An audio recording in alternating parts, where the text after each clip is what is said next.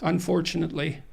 So, yeah, so let's go back to the hierarchy of value. Like, that is embedded inside a framework of good and evil. There's no way around it. It's part and parcel of it. It's way out at the fringes. And so when I talk about what's religious, so imagine there's a hierarchy of value. And here's how this hierarchy works. The deeper the value, the more other values are dependent on it. So that's the definition of deep. Mm-hmm. When you look at the deepest values, you are in the religious domain, psychologically speaking. Well, okay, again, explain that. You often say things, and the word I we got to think about what you mean. We got to think about this experientially, and not. I'm not talking about propositional description. Yeah, okay. I'm talking about something different. Awe. You equate religion to biology, throughout, at least in many places. Yes. And to mythology, which Absolutely. I find. Yeah, I know, and it's something I have to get over because That's I find okay. It's hard. It's hard, man. Well, it's not just hard. I find it sort of. I guess for me, it diminishes the argument. I mean, you say, you really say, I learned that the meanings of the most profound substrata of belief systems can be rendered explicitly comprehensible, even to the skeptical rational thinker. And then you say, and to me this is sort of naturally turns me off because you say the world as a form for action is composed essentially of three constituent elements, which tend to manifest themselves in typical patterns of metamorphic representation. First is the unexplored territory. And I'd say fine, but then you automatically go to mythology as if it has some. You say the great mother, nature, creative, destructive, sources of final resting place of all determinate things. Second is the explored territory, the great father, culture, protective and tyrannical, cumulative and ancestral wisdom. Third is the process that mediates between unexplored and explored territory, the divine son, the archetypical individual, creative, exploratory world. We are adapted to this world of divine characters as much as the objective world. You are, and I see that you I mean, the whole point, as far as I can see, of a lot of what you're saying is something that on the surface seems straightforward. It would be horrible if you didn't object to all that. Well, I object You should. But I object to it. One of the reasons I object to it by nature is to say, well, it seems obvious that myth, to the extent that there's any universality of various myths, and the fact that it goes back a long way, is intimately reveals aspects of the way humans' thinking evolved. Evolutionary psychology and myth are related. Okay, that seems obvious, but I don't know why one needs to make more of it than that. I guess the question is why. I don't think you need to make more of it than that. That's quite a lot right there. There's a lot of it right here. There's a whole book. Well, yeah, I'm trying to unpack it. So, I'll give you an example. This is, okay.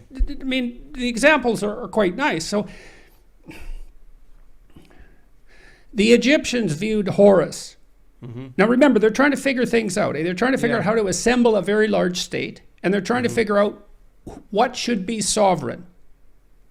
So they're trying to figure out, well, who is this pharaoh and what should he embody and how should he act if things are going to work? And they're doing this for like thousands of years. They're trying to puzzle this out, and they're using their imagination. And so they parse out their patriarchal god into two forms. There's Osiris, and he's the old state. He was once a hero.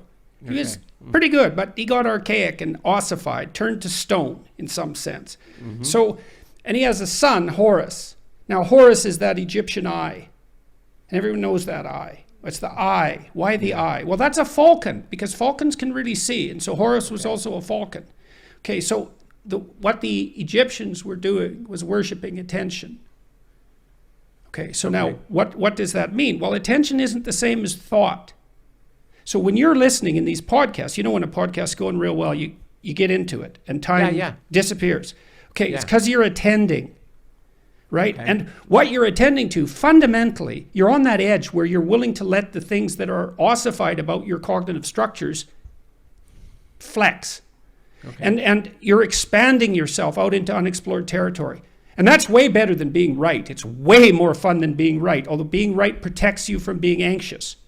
Not eventually. It doesn't work eventually. But being on that edge, well, we're adapted to that edge.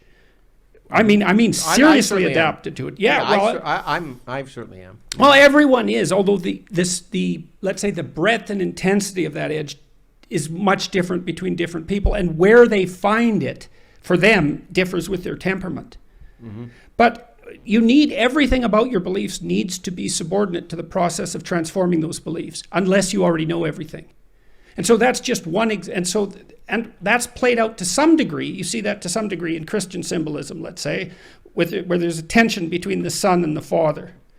And the Father is more, this is what is. It's already established. And the Son is more, well, wait a sec, yeah, but there's this horizon of possibility that we have to contend with, so this needs to be updated. And it's a tough thing for human beings because, well, it's a lot easier just to go with what you know.